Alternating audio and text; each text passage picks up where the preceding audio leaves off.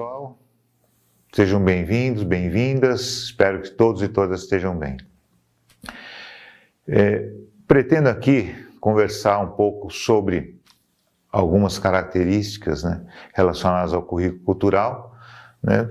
Não sei se características seria a palavra ideal, mas uma relação da construção de conhecimento, da epistemologia, a partir do currículo cultural. Para tanto, eu vou me valer de primeiro, tentar traçar uma caracterização relacionada aos tempos atuais, ao momento atual, e a partir dessa caracterização buscar discutir um pouco, né, dois pontos importantes, né? Primeiro, a estética, né, a relação da estética e sua relação cultural, e o que, a partir do olhar de território do geógrafo Milton Santos, poder falar de um olhar periférico, que, no meu entendimento, são duas características, né, que estão muito presentes na constituição do currículo cultural. O que eu vou falar inicialmente não deve ser muita novidade para ninguém, né? Eu vou tentar fazer alguns comentários a partir do documentário Uma Conversa com Milton Santos sobre a Globalização do Lado de Cá, né? Que o geógrafo traça um olhar sobre a globalização e sobre as políticas neoliberais e seus efeitos no mundo atual. Ele traz alguns dados bem simples, mas vamos lembrar que são dados que estão datados, né, no período de lançamento desse documentário, que foi no início dos anos 2000, entre 2004 e 2005, né, que aponta que uma parcela ínfima da população acumula 90% da riqueza produzida, né. Dados como as 500 pessoas mais ricas do mundo têm um valor de ganho maior, né, do que os 416 milhões de pessoas mais pobres do mundo. Então, são alguns dados que ele vai evidenciando a distribuição de renda que é feita de um modo extremamente desigual no mundo que a gente vive. Nesse mesmo documentário, ele acaba mostrando cenas de pessoas correndo, buscando serviço com carteira assinada, filas imensas. Ele mostra uma cena no Sambódromo em que se abriu algumas vagas, né, para Gari, na cidade do Rio de Janeiro, e foi uma quantidade imensa de pessoas procurar essa vaga. Mostra uma fila imensa para trabalhar em um supermercado em Ribeirão Preto, né? Enfim, e mostra também as pessoas vivendo em condições desumanas, nas ruas, né? Pegando restos de comida, revirando lixo, que nisso o geógrafo vai apontando a desigualdade do mundo.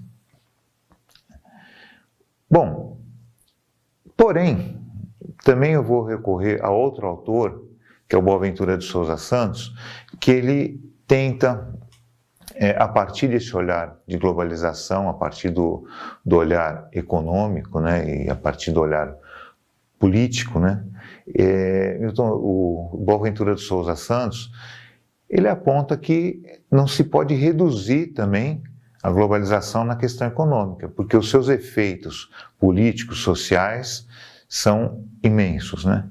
E ele acaba, né, discutindo os processos de globalização, né, como processos de alta intensidade e de baixa intensidade. Porém, isso não significa que alguns processos são menos danosos, né, e menos efetivamente incisivos do que outros. O que ele coloca como alta intensidade e baixa intensidade diz respeito a processos de efeitos da globalização que requer uma intervenção imediata, como, por exemplo, a via jurídica, né, requer uma intervenção imediata. A gente percebe que algumas discussões sobre a Previdência, por exemplo, ou recentemente a gente teve uma intervenção jurídica sobre o papel dos planos de saúde, o que os planos de saúde devem ou não cobrir. Então, são intervenções pontuais e imediatas para atender, na maioria das vezes, interesses de grandes corporações e grandes empresas. Até lembrando que o Milton Santos também, no seu documentário, coloca em xeque, né, essa discussão sobre o conceito de democracia, porque ele vai dizer que a democracia ela parte das escolhas do povo, mas o povo geralmente não está escolhendo, né, está escolhendo seus representantes de política, mas quem manda atualmente no mundo são as grandes corporações, e essas a gente não tem gerência nenhuma, e essas interferem diretamente na elaboração de leis e nas formas jurídicas que a gente vivencia. Bom, isso ele entende que são os processos de alta intensidade. A educação, Boaventura de Souza Santos coloca como um processo de baixa intensidade. Por quê? As adaptações, as elaborações que vão sendo construídas a partir da educação, elas são perenes, né? Ou elas se instituem por muito tempo, mas elas acabam acontecendo gradativamente. As alterações na educação acontecem aos poucos, gradativamente. Então, por isso que Boaventura de Souza Santos considera um processo de baixa intensidade, né? Bom, então, só para a gente ter isso claro, né? Os litígios que podem afetar diretamente ou imediatamente, né, as políticas hegemônicas, né, eles são resolvidos rapidamente. Então, isso é considerado como uma necessidade de rápida solução e se entende como um processo de globalização de alta intensidade na visão de Boaventura de Souza Santos, né? E, retomando, no caso da educação, né, a dinâmica da conservação da hegemonia, né, em boa parte das sociedades atuais, a gente não está falando de uma especificidade, né, tem um processo longo que, por décadas, vai preparando os estudantes, né, para um reenquadramento, reengendramento desse sistema capitalista que a gente tem vivido. Então, por isso que ele considera de baixa intensidade, mas que é uma atuação talvez mais perene ainda, né? Bom, esse olhar sobre a sociedade atual, que foi uma passagem até reduzida, muito curta, porque é um olhar que exaustivamente eu pretendo deixar o link aqui no final do documentário que eu citei logo no início, do professor Milton Santos, é uma análise que já foi por demais feita na academia, que nós temos conhecimento sobre essa análise, que se discute globalização e neoliberalismo um pouco por esse caminho, né, que eu comentei, que eu falei de uma forma bem resumida. Eu tracei, né, esse cenário para falar da discussão sobre o currículo cultural, porque eu queria primeiro introduzir a questão do olhar estético que o currículo cultural traz. E eu vou um pouco adiante comentar o que é o entendimento desse olhar estético, né? Costumeiramente, construímos ou trabalhamos epistemologias ligadas à educação, e no caso específico à educação física, que partem, né, ou que são epistemologias que partem de uma análise da sociedade, que se constitui em um olhar teórico, né, que é pertinente a uma determinada área, como eu falei no caso da educação física, e essa epistemologia, ela funciona como uma lente, né, uma lente que dá sustentação ao olhar da análise a ser realizada. Bom, assumindo essa epistemologia ou essa teorização a partir da realidade, né, e aí no caso a gente está falando dos processos de globalização e educação, se procede a uma análise e se elabora conclusões a partir de um olhar científico. Talvez esse seja um procedimento muito comum na academia, né? Se elege uma perspectiva, um olhar teórico, para se olhar a realidade, né, para se olhar o que vem acontecendo na realidade. A partir desse olhar teórico se constitui uma teoria ou um currículo, né, ligado a um determinado componente curricular, uma determinada área da educação, e se discute a partir desse currículo. Bom, aí eu pretendo sugerir ou apontar dois possíveis problemas ou duas possibilidades de descompasso em relação à constituição epistemológica, quando a gente parte dessa perspectiva, e a sua efetivação. Bom, a gente pode entender que uma pessoa que nunca viveu ou nem viu de perto, né, a crueza, a mazela, né, por exemplo, dos efeitos da globalização, do neoliberalismo, né, e que domina o caminho da epistemologia que foi eleita para fazer análise, pode produzir um estudo acadêmico sobre uma determinada realidade, mesmo sem ter vivido essa realidade. Até aí, nenhum problema. E o sujeito que investiga, né, pode ter rigor ou distanciamento com o objeto investigado, né, mas está sempre presente no olhar que ele faz sobre o mesmo e a partir do qual se pretende a construção de um discurso que é científico. Então, até aí, como eu comentei, nenhum problema, mas isso pode causar um distanciamento ou pode causar um enrijecimento de uma epistemologia. Quando eu falei em experiência estética, eu sugeri a experiência estética a partir da raiz, né, da raiz da palavra. Eu gosto muito de ir buscar a compreensão, né, dos termos, né? Então, o estético tem raiz na palavra grega estéticos, né, que tem o significado de sensível, sensitivo, sensório. Bom, a ideia da experiência estética, ela parte da experiência concreta das pessoas que estão sofrendo as mazelas dos processos de globalização e das políticas neoliberais.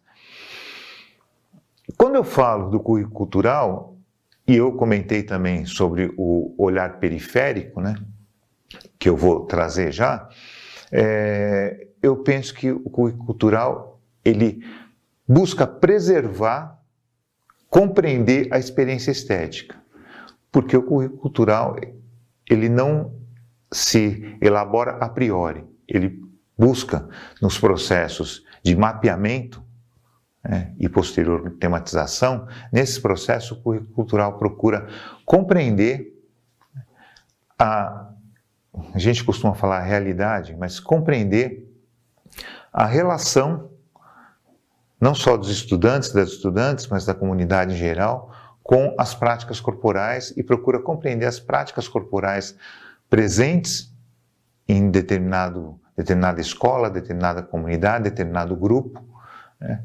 E constitui-se assim um trabalho que é elaborado a partir do que eu tenho chamado aqui de experiência estética, né? Da experiência sensível, sensória, da experiência com o cotidiano dos estudantes e das estudantes. Eu queria também comentar sobre o olhar periférico, né? Milton Santos, ele aponta que no seu conceito de território, ele vai discutir a questão da centralidade. Acho que todo mundo já deve ter visto aquele mapa em que aparece algumas alternativas ao mapa mundi, que o mapa mundi que nós conhecemos tem o Oceano Atlântico no meio e coloca em destaque na parte superior e quase centralizado Estados Unidos, Canadá, né, América do Norte e a Europa. E às vezes a gente se depara com outras possibilidades de mapa, colocando o Oceano Pacífico no centro, né? Alguns mapas que colocam invertido o hemisfério sul na parte de cima e o hemisfério norte na parte de baixo, né? O que a gente conhece como sul e norte, né? Essa ideia de que o norte fica em cima, né? É uma ideia que já está comum, disseminada. Então, o que Milton Santos discute nesse olhar sobre território é que o centro do mundo somos nós, é onde nós estamos. E a gente faz com isso um deslocamento, né? E que aí a gente pode estar chamando de olhar periférico, um deslocamento para compreender e centralizar, e a partir do que a gente fala de mapeamento e a tematização, mas especialmente no mapeamento, fazer um deslocamento do nosso olhar e compreender como centralizado o espaço em que a gente está procurando mapear, né? Então, eu procurei discutir essa experiência estética e o olhar periférico a partir do conceito de territorialidade, buscando, com esses dois conceitos, compreender um pouco melhor ou discutir um pouco melhor com o currículo cultural, especialmente no que diz respeito ao mapeamento do currículo cultural, que é um mapeamento que nos possibilita, a partir do que eu tenho chamado de experiência estética, e um deslocamento do olhar, que seria o que posso chamar aqui de olhar periférico, compreender o espaço em que se vai atuar. E quero também esclarecer que aqui não busquei, de forma alguma, desprezar, né, a construção epistemológica, mas sim colocar um devido lugar para a experiência estética e partir dela para a constituição da epistemologia, que é o que eu entendo que o currículo cultural tem feito, né, e sempre retomando essa experiência e buscando conhecimentos, buscando buscando teorias que abarquem essa experiência e que possam oferecer respostas e sentidos para experiências que vão surgindo, né, nos trabalhos que têm relação com o currículo cultural. Bom, gente, acho que esse seria o diálogo que eu teria com vocês hoje. Agradeço e até a próxima.